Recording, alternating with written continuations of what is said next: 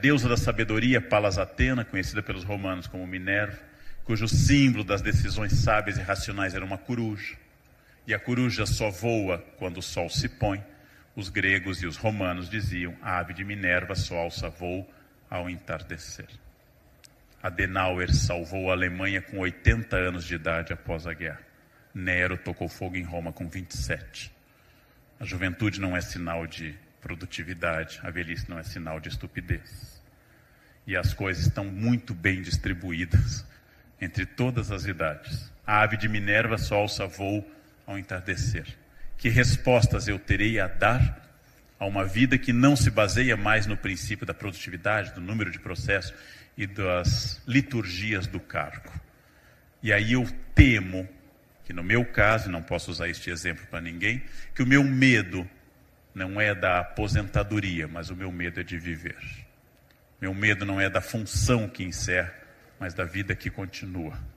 Meu medo não é mais do cargo de professor aposentado, que é praticamente um zumbi na Unicamp.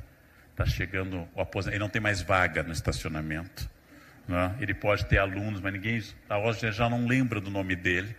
Que o medo não seja da falta da liturgia, mas que o medo seja da própria vida em si. E aí eu diria que a aposentadoria é uma ocasião não para deprimir, mas para revelar quem de fato eu sou. Porque creiam, a cor da vida é a cor da morte. Ninguém se torna excepcionalmente diferente no fim do que era no meio. Só a velhice piora algumas coisas. Pior, ninguém que era profundamente otimista termina, ninguém que era chato fica alegre no final. E ninguém que era uma pessoa super alegre fica chato. Só ficamos mais velhos mesmo. Praticamente as mesmas coisas. Há um equilíbrio e uma contradição em cada idade. Suspiramos pela juventude e pela infância, mas nenhuma criança jamais acordou e disse de manhã: como eu gosto de ser criança. São os mais velhos que compõem os poemas "Ai, que saudades que eu tenho da aurora da minha vida". Porque naquela época Natal era uma festa mágica, que eu lembro com saudades. Hoje é uma festa cara, que eu lembro com susto, quando se aproxima.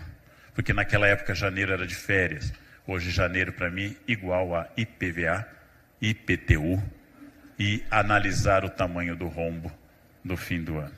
Aquela época que abril era um mês maravilhoso, um mês em que o outono dá esse céu azul de Campinas profundo, e hoje é o mês da entrega do imposto de renda.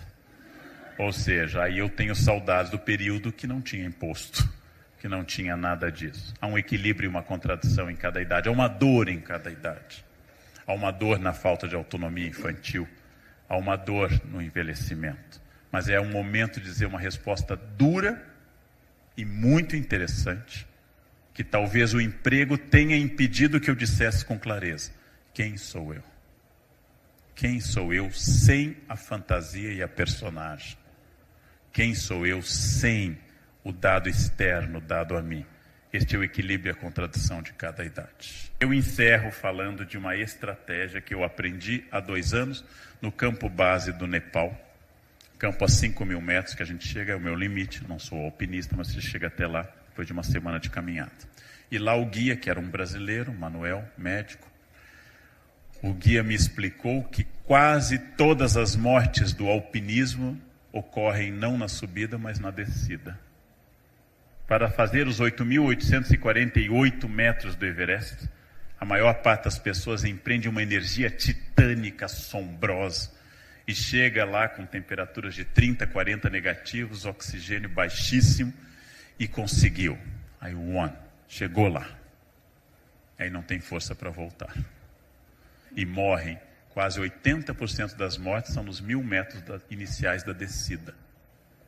Porque a pessoa esqueceu de guardar energia para a volta. Eu aprendi muito com isso.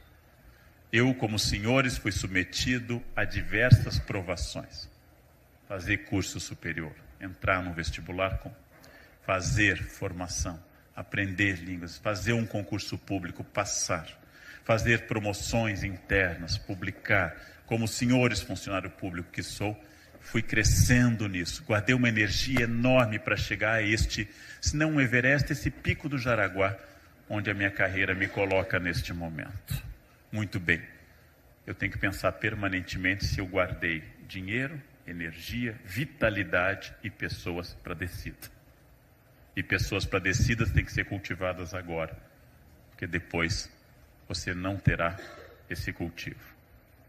Então há uma questão, voltando ao belo depoimento que me antecedeu, há uma questão da invisibilidade que nós vamos adquirindo com a idade. Ao entrar num bar, ninguém mais olha para a gente. E vai aumentando. Parece aquela capa do Harry Potter que a gente coloca. Envelhecer é tornar-se invisível. E a invisibilidade me dá uma enorme liberdade. Eu não sou mais o centro das atenções, logo eu sou apenas eu. A invisibilidade é o lugar, a solidão é o lugar onde eu estou quando eu estou comigo mesmo. A fama e a atenção é o lugar quando eu estou com os outros. Logo de volta a dizer que eu não sei se eu tenho medo da velhice da aposentadoria, eu tenho medo de mim e da vida e de me olhar no espelho. A estratégia é definida como usar a energia correta para atingir o fim correto dentro do custo esperado.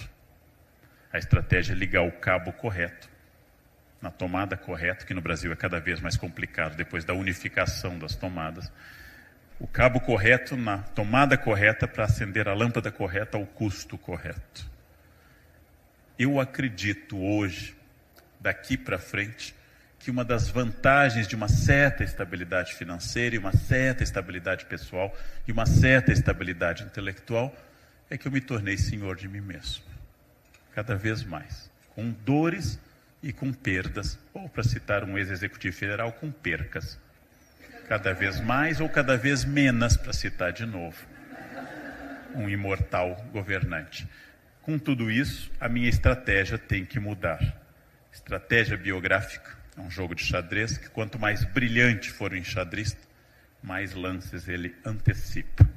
Lances que eu não prevejo, porque quem está jogando comigo é o meu adversário no xadrez, ou é o tempo, ou é a morte.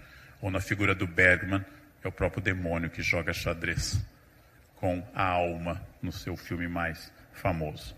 A estratégia biográfica é a capacidade que eu tenho de jogar, antecipar jogadas, para atingir os objetivos que eu quero.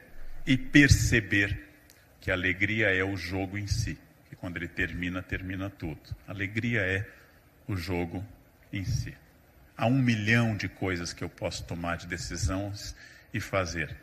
E o risco, talvez não tocado até aqui para encerrar, é um risco que eu tenho pensado muito, é um risco que talvez, ao invés de ser uma fase difícil, eu finalmente, aposentado, descubra quem eu sou.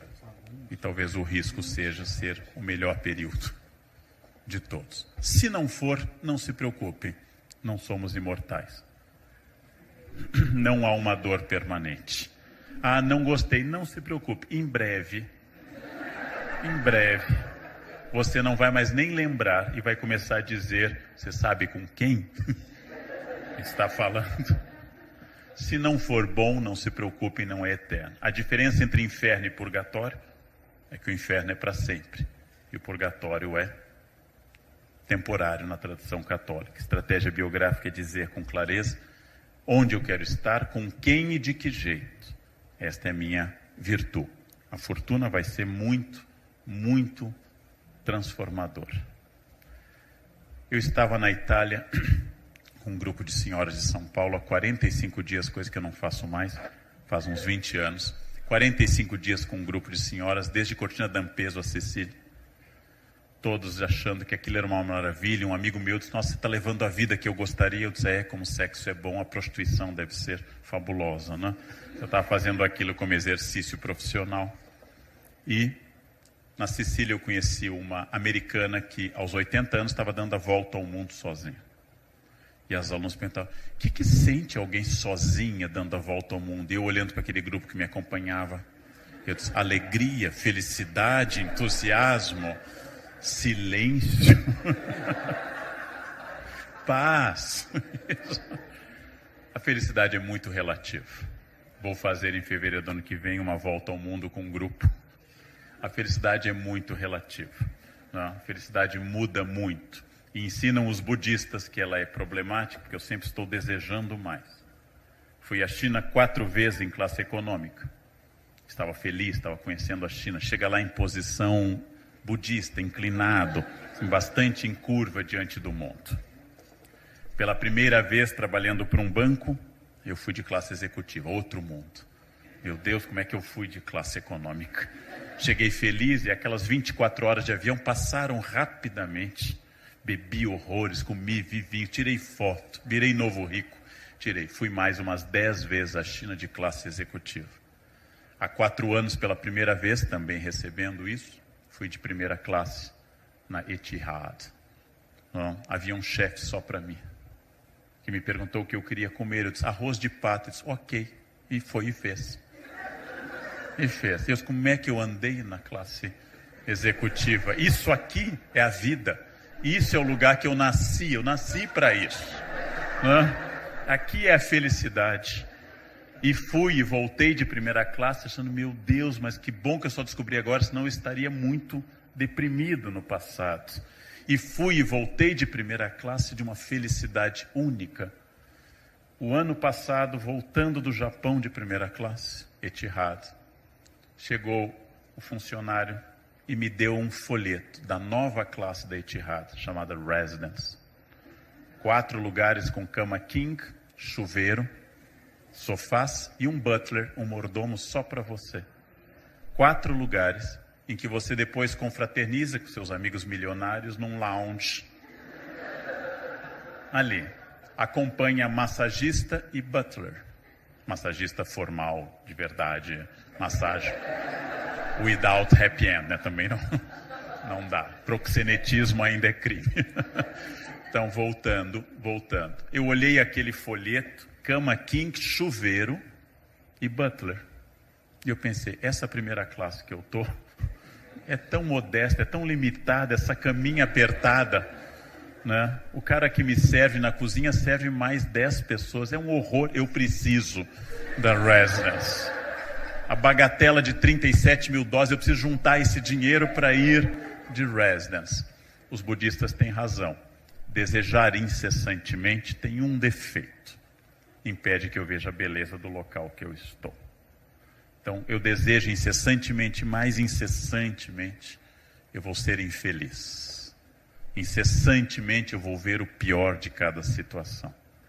Incessantemente eu me esqueço de parar e observar essas coisas.